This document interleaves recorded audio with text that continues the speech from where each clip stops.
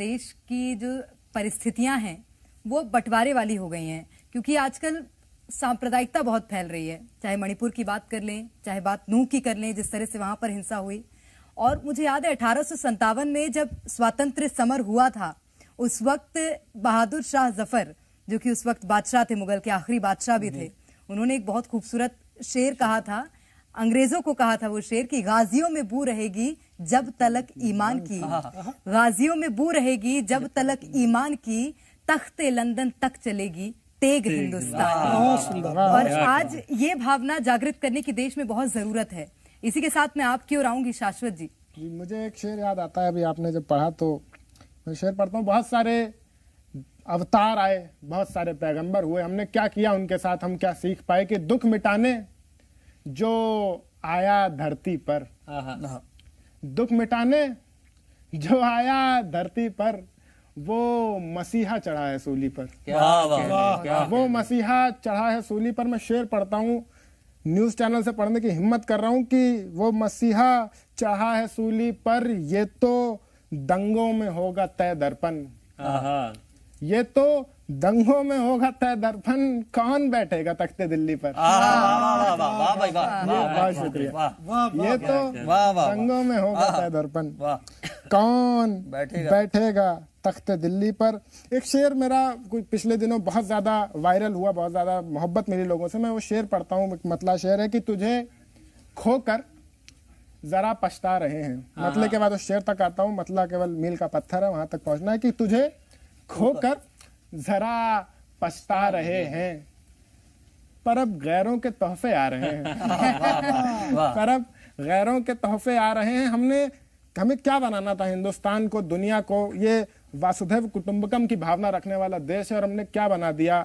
पिछले दिनों बहुत सारी ऐसी चीजें देखने को मिली, नूह के दंगे हो गए, मणिपुर के हालात हो गए, बहुत सारी ऐसी चीजें। मैं मोहब्बत का शायर हूँ, मोहब्बत का कवि हूँ, ऐसी चीजें भी देखने को मिली कि मोहब्बत में किसी को काट दिया गया। मैं पढ़ता हूँ कि तुझे खोकर जरा पछता रहे हैं, पर अब गैरों के तोहफे आ रहे हैं। हमने ये दुनिया क्या बना दी, पर अब गैरों के तोहफे आ रहे हैं। ये दुनिया एक दोजख है जहाँ पर, ये दुनिया एक दोजख है जहाँ पर कहीं से लोग मरकर आ रहे हैं। बहुत शुक्रिया। ये दुनिया एक दोजख है जहाँ पर, बहुत शुक्रिया, कि ये दुनिया एक दोजख है जहाँ पर कहीं से लोग मरकर आ रहे हैं। सब चीजों का सलूशन क्या है, मैं गजल पढ़ूंगा फिर अपनी बात खत्म करूंगा वहीं पे, कि क्या करना है हमें, कहाँ से सीखना है।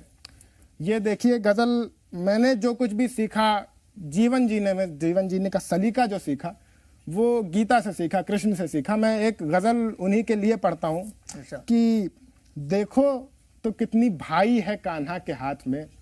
एक लफ्ज हमारे पूर्वांचल में चलता है, कितना भा रहा है, कितना सुहा रहा है। मैं शेर पढ़ता हूँ कि देखो तो कितनी भाई है कान्हा के हाथ में, राधा की जो कलाई है कान्हा के हाथ में। देखो तो कितनी भाई है कान्हा के हाथ में, राधा की जो कलाई है कान्हा के हाथ में। हैरत में पड़ गए हैं जमी आसमां के लोग, हैरत में पड़ गए हैं जमी आसमां के लोग। पर्वत भी जैसे राई है कान्हा के हाथ में, पर्वत भी जैसे, बहुत शुक्रिया, बहुत शुक्रिया, पर्वत भी जैसे राई है कान्हा के हाथ में। मीरा ने खुद को खर्च किया।